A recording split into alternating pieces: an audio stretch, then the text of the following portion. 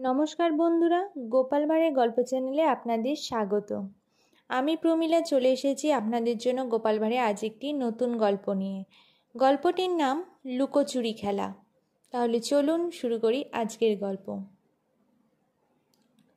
গোপাল একদিন তার একনিষ্ঠ বন্ধুকে নিয়ে বেড়াতে বেড়াতে বাজারে ঢুকল।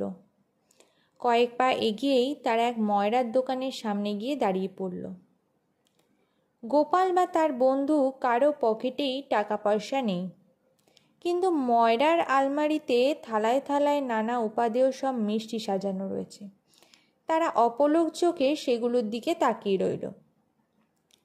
জিভ দিয়ে লালা গড়াচ্ছে কিনা বলা মুশকিল, পকেট তো উভয়েরই গড়ের মাঠ। কিন্তু মিষ্টির লোভ সম্বরণ করা তাদের পক্ষে সমস্যা হয়ে দাঁড়ালো। এখন উপায় যা হয় পরে ভাবা যাবে। তারা বরাত সম্বল করে ময়রার দোকানে ঢুকে পড়ল।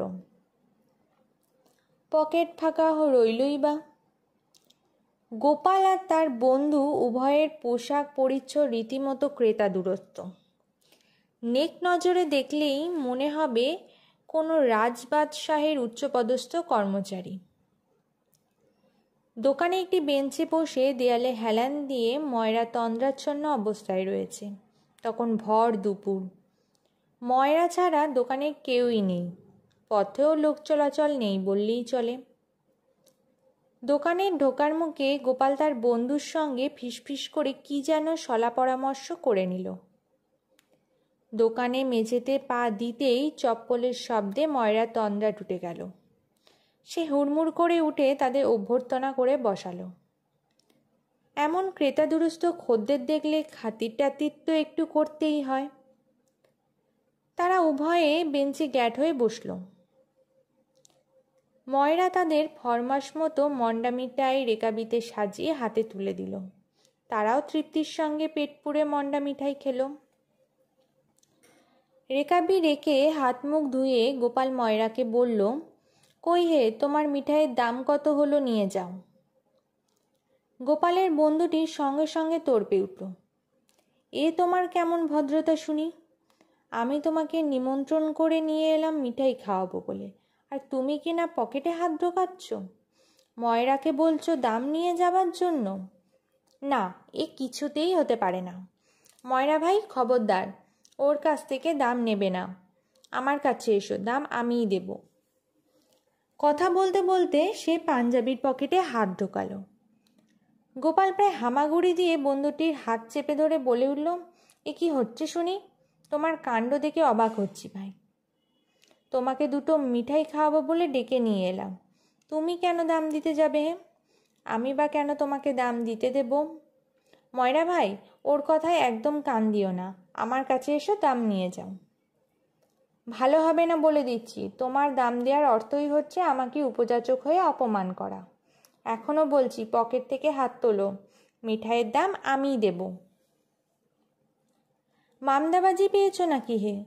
তোমার যদি আমাকে মিঠাই খাওয়ানোর শখই হয় তবে অন্য যে কোনো দিন খাওয়াবে, আমি কিছু বলবো না, কিন্তু আজকের দাম কিছুতেই তোমাকে দিতে দিচ্ছি না। ময়রা ভাই, খবরদার বলছি, ওর দিকে এক পাও এগোবে না, দাম আমি দেব। তোমার মিঠাইয়ের দাম কত হলো, নিয়ে যাও। তুমি দেবে মানে? চালাকি করার জায়গা পাওনি না? দেখি ময়রা ভাই, তোমার কাছ থেকে কি করে দাম নেয়, কেলেঙ্কারি বাঁধিয়ে দেব বলে দিচ্ছি। ময়রা বেচারা পড়ল মহা ফাপড়ে। সে একবার গোপালের দিকে এক পা এগোয়, পর মুহূর্তেই গোপালের বন্ধুর ধমককে দুপা পিছিয়ে তার দিকে এগোয়। এমনিভাবে সে বারবার আগু পিছু করতে লাগলো, যাকে বলে একেবারে নাস্তানাবুদ হওয়া, অথই সাগরে পড়ে হাবুডুবু খাওয়া। শেষ পর্যন্ত পরিস্থিতি এমন হলো যে হাল ছেড়ে দিয়ে তার টুলটির ওপর ধপাস করে বসে পড়ল। গোপাল শেষ পর্যন্ত ব্যাপারটির নিষ্পত্তি করার ভান করে ময়রাকে বলল, ময়রা ভাই, আমাদের জন্য তোমাকে মিছিমিছি নাস্তানাবুদ হতে হচ্ছে, আবার আমরাও নিজ নিজ দাবি ছাড়তে নারাজ। আবার তোমার প্রাপ্য দামও পাওয়া দরকার, কি বলো?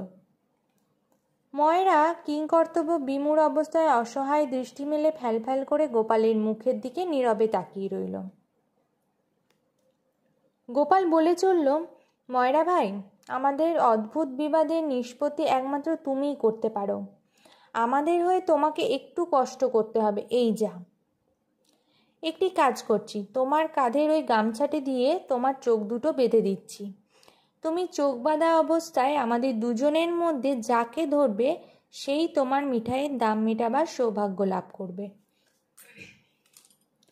আমার একটু দূরে দূরে সরে থাকবো।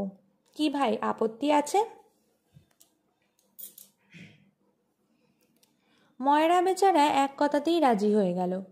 সে দেখল যে চক্করে পড়েছে এতে যদি রেহাই পাওয়া যায় তবে তো কথাই নেই। গোপাল বেন ছেড়ে উঠে গিয়ে ময়রার কাছ থেকে গামছাটি নিয়ে তার চোখ দুটো আচ্ছা করে বেঁধে দিল। ময়রার চোখ বেঁধে দিয়েই গোপাল তার বন্ধুটিকে নিয়ে পা টিপে টিপে দোকান থেকে নেমে সোজা বাড়ির দিকে হাঁটা জুড়ল। কিছু দূর গিয়ে সে বন্ধুটিকে বলল, ময়রা একা একাই কানামাছি খেলে যাচ্ছে।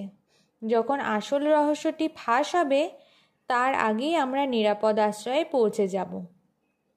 সেই কবে ছেলেবেলায় কানামাছি খেলেছিলাম, আজ আবার একটু ঝালিয়ে নেওয়া গেল। কি বলো ভায়া? তো বন্ধুরা, এই ছিল আজকে আমাদের গোপাল ভাঁড়ের একটি গল্প, লুকোচুরি খেলা। গল্পটি যদি আপনাদের ভালো লেগে থাকে অবশ্যই লাইক, শেয়ার, কমেন্ট করবেন এবং চ্যানেলে যদি নতুন হয়ে থাকেন চ্যানেলটিকে সাবস্ক্রাইব করে আমার পাশে থাকবেন। ফিরে আসবো খুব তাড়াতাড়ি নতুন একটি গল্পের সাথে। ধন্যবাদ।